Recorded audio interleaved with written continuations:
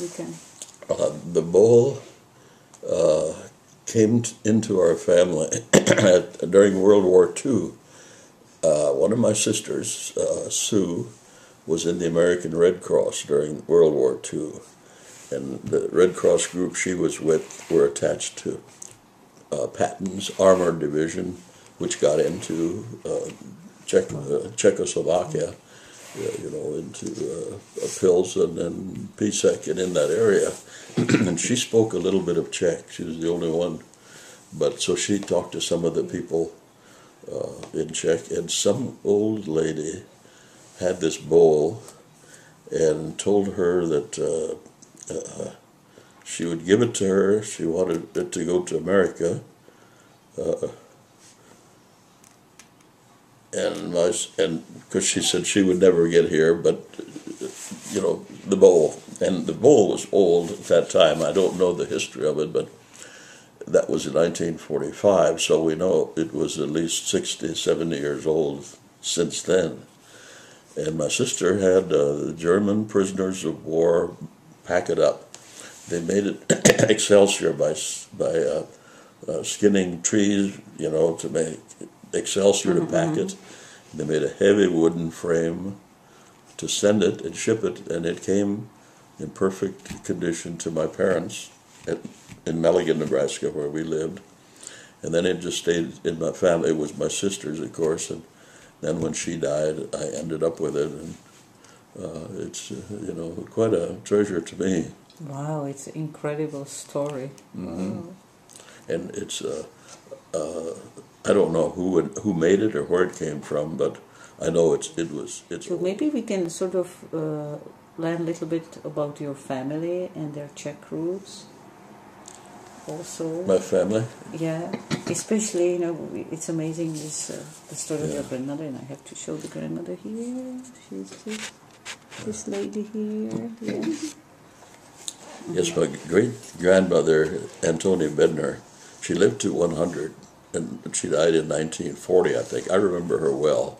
She was a little short, tiny lady, always dressed in black, and she said that what made her live so long was every afternoon she ate some rye bread and drank some homebrew beer, and that's what kept her going.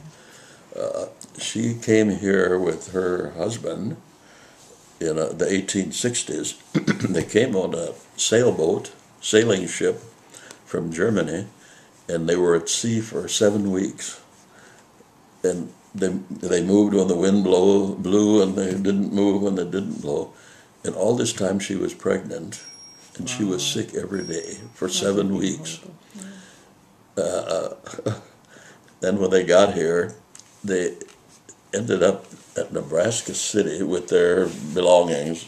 And I think the belongings was, I would guess, mostly like pejina and those things that they brought with them.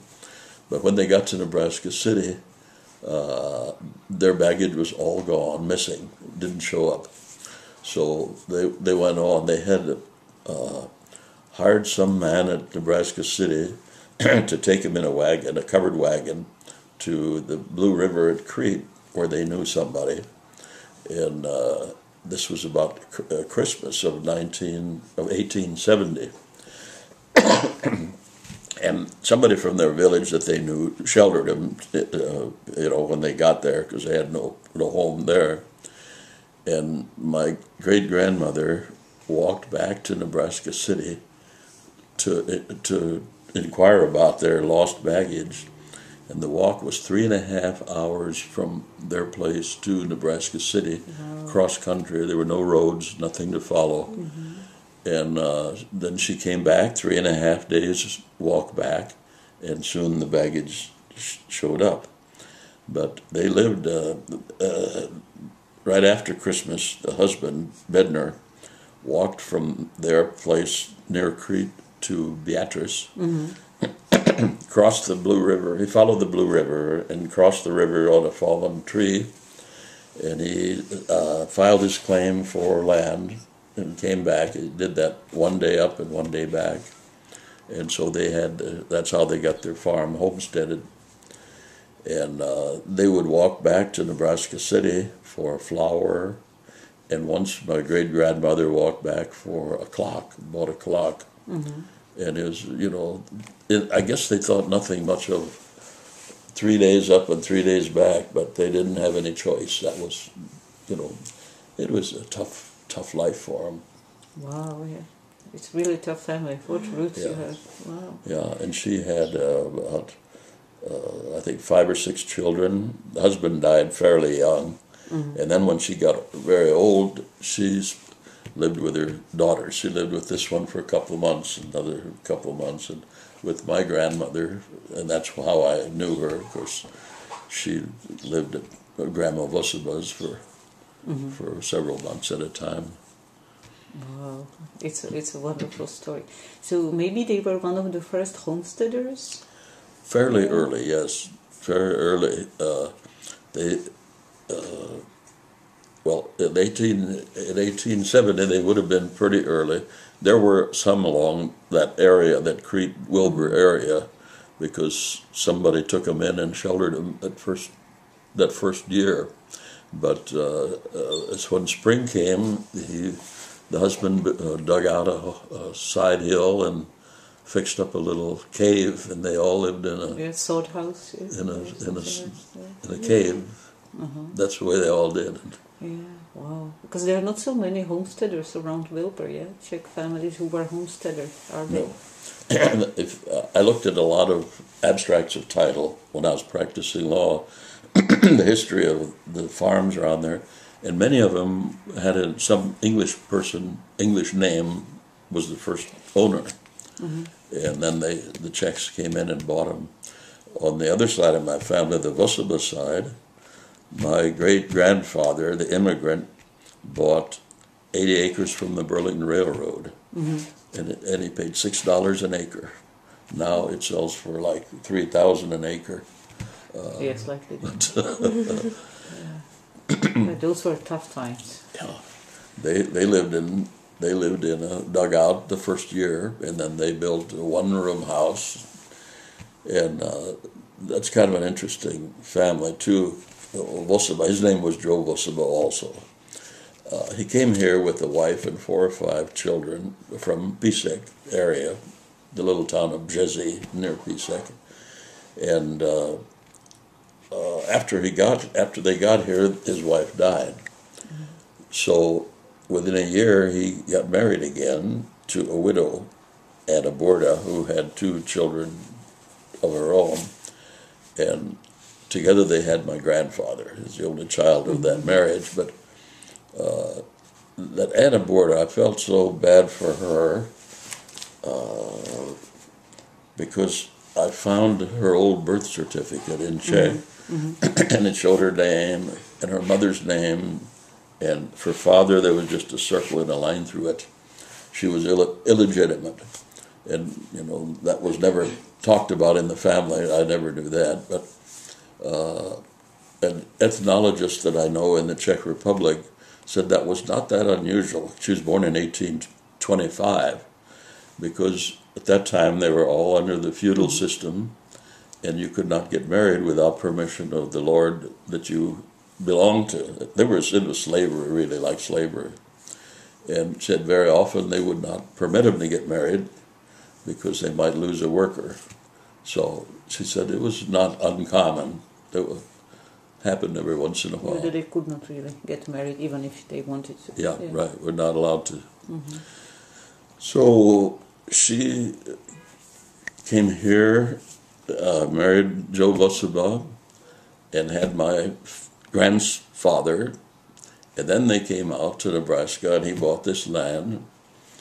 And in about 10 years or 12 years, she died, I guess of cancer. My grandfather only said that she suffered a lot, had a lot of pain.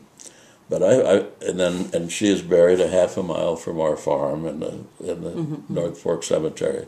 And I always felt sorry for her. She had a tough life, She got a bad start, and then married and had 2 children, and the husband died. Came out here to America with the boys and married Vosoba. And then came out to hard conditions, living in a cave in the side of the hill, and You know, they had no conveniences, nothing. It was hard for women in those days. And she had my father when she was 45, or my grandfather. She was an old woman to be having children. And then she finally died and is buried there near our farm. And at that point, my grandfather was about 13 or 14. His father, the great-grandfather, the immigrant, when his wife died, he went back to Iowa, where his other children were, and left my grandfather to raise himself. So at about the age of 13 or 14, wow. he raised himself, farmed, and you know, now we think that, how could that be? But I think in those days, a 14-year-old boy was more of a man than today. They're 30 years old and still live with their parents' basement, you know, and now. But he was 14, he raised himself, and then he married the daughter of the Bednar daughter. Wow. But I never could find out much about this immigrant, the old Joseph. Never left any letters or any writing or any track. My grandfather never talked about him because he hardly knew him. He was, you know, he hadn't seen him till after he was 14. But I did find out once what village he came from and the house number. So once Kathy and I had a car rented, and we found the little village. It's near Pisac, very little, probably 10 or 20 houses is all. And I went to house number 6, and made noise till they came to the door. And I told the guy that I was Joe Vosoba from America. He said, you know, can't believe that. Somebody was pulling a joke on him, you know. And then finally I convinced him, and I said, I am Joe Vosoba. My father was named Joe Vosoba. And he kind of, eyes got big, and he says, well, I am Joe Vosoba. And my father was named Joe Vosoba. And my son over here is 18 years old. He is Joe Vosoba. And the son said, he says, well, when I get married, my first child I'm going to name Joe Vosoba, even if it's a girl. Well, he got married, but his wife kind of overruled him and named the boy Yishi instead of Joe. But it was funny to think that I know that we related from the same house, same names and everything. Must be. But it was interesting to find. So I've kept in touch with him over the years. Wow. Been there a number of times. That's a great story. Yeah. So you were Czech on both sides. You were 100% yes. Czech. Yes. Wow. On the Vosoba side, they came over in about 1860. On my mother's side, her father, Rihor, Joe Jehosh, lived near Blatna in another little village called Pole. And he came to America because he was about 18 or 19, and he ran away at night to avoid the Austrian army. He was going to be taken into the army. And in those days, you know, 8-10 years. Yeah, you maybe were in for 10 years or 20 years or life, or, you know, a lot of them died of one thing or another. So he ran at night. And he told a story that he was, at night before he went, he was oiling his boots. And some of his young friends, they were all like teenagers, came over and they were talking and they're laughing. He said, why are you oiling up your boots, Joe? Are you going to America? And he was, but he couldn't tell him. He didn't dare tell him, you know. So he ran off at night. With well-oiled boots, yes. Yeah. And what about the language? Was Czech spoken in your family still, or some words? Yeah, my parents both spoke. They were both fluent.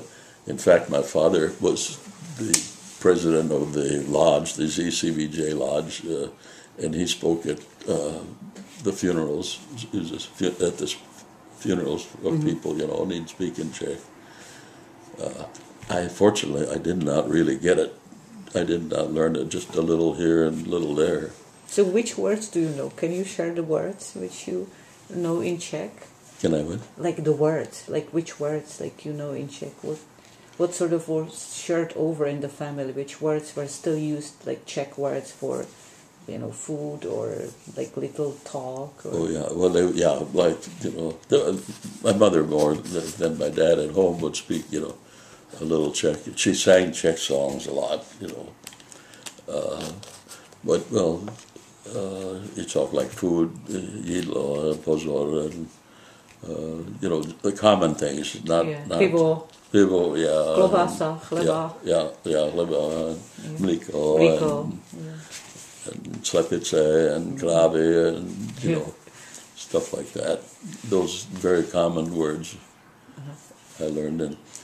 And the first time we were in Prague, I guess, was in 1970, and we were in the hotel, and I called down to the desk about something, and I was said it to him in Czech.